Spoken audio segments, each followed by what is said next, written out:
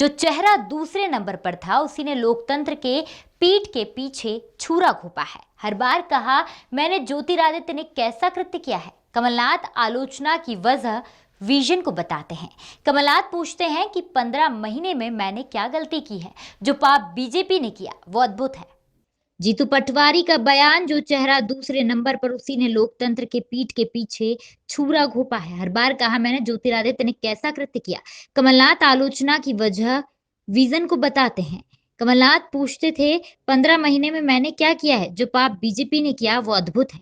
28 सीटों पर जनता बीजेपी को धूल चटाएगी। उन्होंने कहा कांग्रेस पार्टी भाषा शैली का ध्यान नहीं रख रही है। साथ ही उन्होंने सभी चीजों को नकार दिया, बस मुद्दों पर बात हुई। ज्योतिरादित्य ने जो भी शब्द कहे वो मुझे कहने में शर्म आती है। जीतू लोकतंत्र महापाप का बदला जनता शिवराज और ज्योतिरादित्य को देने वाली है। बीजेपी ने 7 महीने जो कुकृत्य किया, शिवराज जी सिर्फ घोषणा करते थे। मतदाताओं का आभार व्यक्त करता हूं कि कोरोना जैसी महामारी में उन्होंने मतदान किया। मध्य प्रदेश में पहली बार जनमत से चुनी हुई सरकार को गिराने का महापाप भारतीय जनता पार्टी, शिवराज सिंह चौहान और ज्योतिरादित्य सिंधिया ने किया। 3 बार के मुख्यमंत्री शिवराज सिंह चौहान बयान देते रहे कि मैं चिमटे से भी न छूऊंगा ऐसी सत्ता को जिसमें मुझे बहुमत न मिला। मन बदला, लालच आया, षड्यंत्र रचा, खरीदी बिक्री हुई। देश की सरकार से मिलकर, प्रधानमंत्री से मिलकर ज्योतिरादित्य सिंधिया ने अपने आप को और अपने 22 लोगों को बेचा। ये परिदृश्य पूरे मध्य प्रदेश ने देखा। मैं मानता हूं कि 3 बार जो मुख्यमंत्री जिस पद पर रहे, 5 साल का धैर्य, अगर हम में कुछ कमी होती और वो लगातार विपक्ष की भूमिका निभाते रहते तो शायद जनता विचार करती इस बात का कि कांग्रेस की सरकार के साथ क्या व्यवहार हो, पर ऐसा न हुआ। दूसरी ओर ज्योतिरादित्य सिंधिया 2018 में 2 चेहरों के साथ राहुल जी ने, कांग्रेस पार्टी ने मध्य प्रदेश के चुनाव में हम सबको भेजा था, कांग्रेस जनों को भेजा था, एक कार्यकर्ताओं को भेजा था जनता के बीच में। पहले नंबर पे कमलनाथ जी थे, पार्टी के अध्यक्ष थे, और कैंपेनिंग का कमान ज्योतिरादित्य सिंधिया जी को मिला था। 15 साल लगातार भारतीय जनता पार्टी की यातनाओं को सहता हुआ हमारा कार्यकर्ता अटाटूट मेहनत जितनी ताकत से की, और उसके बाद जो हमारी सरकार बनी,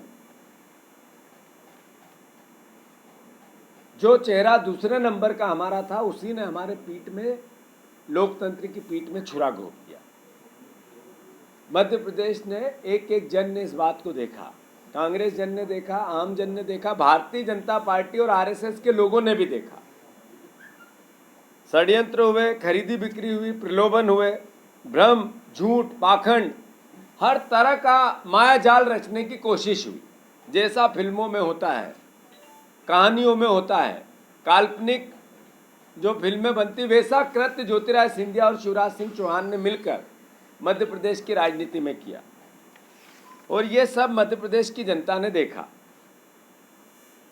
ये ज्योतिरादित्य सिंधिया ने, मैंने हर बार कहा, कैसा कृत्य किया।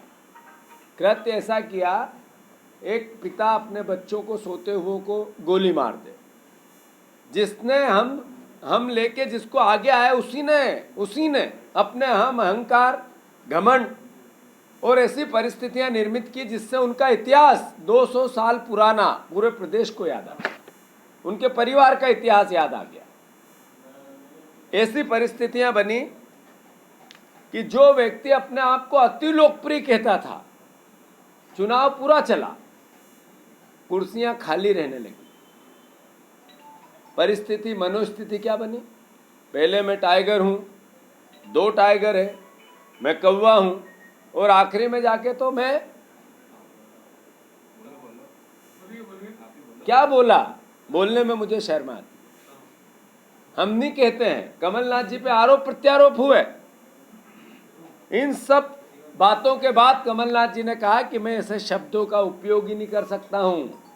उद्देश्य क्या था? लोगों को भ्रमित करना, जनता को भ्रमित करना, इधर उधर की बातें करना। कमलनाथ जी अपने मूल मतक्य पे चलते रहे। उन्होंने समृद्ध मध्य प्रदेश की परिकल्पना को साकार करने में जो कदम उठाए उनकी बात करते रहे। आलोचना करने के बजाय अपने विजन को बताते रहे। वो पूछते रहे आम जनता से कि मैंने क्या गलती की थी इन 15 महीनों, तो मेरे साथ ऐसा अन्याय भारतीय जनता पार्टी और ज्योतिरादित्य सिंधिया ने किया। उन्होंने कहा मैंने जो वचन दिए लगभग 80% वचन एक साल में पूरे किए, कोशिश की, आगे बढ़े, और चलते चलते हमारे पीठ में पूरा छुरा घोपा, हमें धक्का दिया। वो अपनी बात कहते रहे।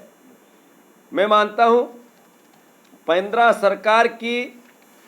15 महीने की सरकार की जो परिस्थितियां, उससे परिचित कराते रहे जनता को। तंत्र के रक्षकों की मंत्री सिंधिया जी लगातार ये कहते रहे, एक चलन सा था। तो मैं मानता हूं ये सब परिस्थितियां सर्वविदित है। कांग्रेस जीतने वाली है, बीजेपी जाने वाली बनी। मध्य प्रदेश की जनता ने पिछले 7-8 महीने में देखी, उसी का मतदान इस महापाप को महासजा देने के लिए हुआ है। क्यों वोट? ये दिखाता है एक आदमी की सोच को कि प्रतिष्ठा, पहले तो प्रतिष्ठा का चुनाव बना कैसे? आप ही ने तो मध्य प्रदेश को उस जगह लाके खड़ा कर दिया जिससे इतिहास सदियों तक याद रखा जाएगा कि फिर एक बार गद्दारी की है। मैं मानता हूं, और फिर उसमें भी परिवार का मत का उपयोग नहीं करना, ये संविधान की भी अवहेलना करना। पहले संविधान की अवहेलना की, लोकतंत्र की हत्या करके विधायकों को 5 साल के लिए चुना गया था, बीच में हटा के, इस्तीफा दिलवा के, और अब मतदान नहीं करके। ये इनकी असली सोच को बताता है।